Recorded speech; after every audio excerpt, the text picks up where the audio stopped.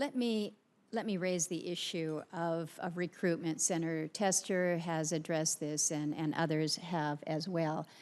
Your statement, the Air Force recruits airmen, but we retain families. I think that it's so appropriate and so fitting that we recognize that the investments that we make in whether it is child care facilities or expanding the child care hours, off-base support, all these are things that I think we look to.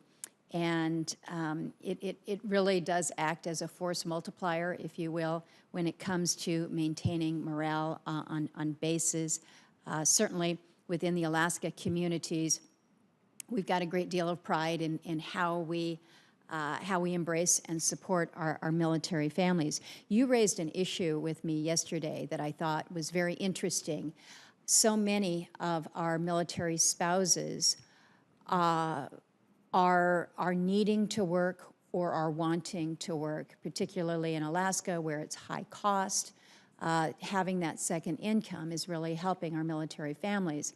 But we don't make it easy for transferability of licensure and certifications. And you raised that as an issue with me that I thought when we think about, well, what can we do to help you recruit, retain? So can you speak to this issue just a moment, please?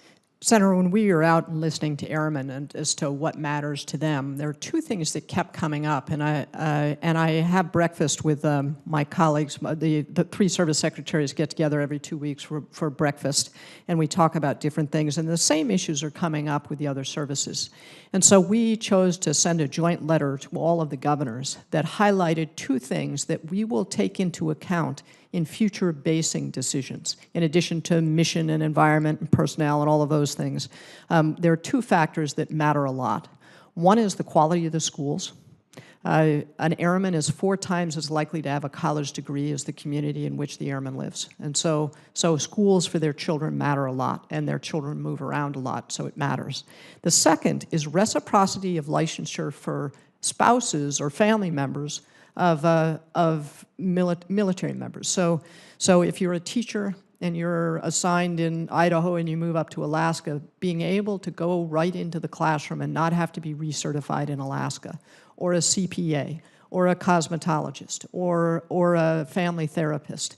And I've heard these stories around the Air Force where, in fact, I was talking to a captain when I was at Hanscom Air Force Base. His wife was a licensed family therapist. It took her 18 months when they moved from Florida to Massachusetts to get her license certified in Massachusetts. So universal reciprocity of licensure, which is a state issue, would really help, and we've decided we're just going to take it into account when we do basing decisions because it matters to our airmen.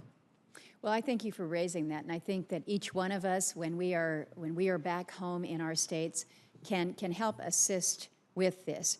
We should not be putting barriers in front of these workforce opportunities. And when it's simple licensure issues and reciprocity and the ability to transfer, it seems to me that we can do a better job. So I thank you for that, and I look forward to working with you. Thank you, Mr. Chairman.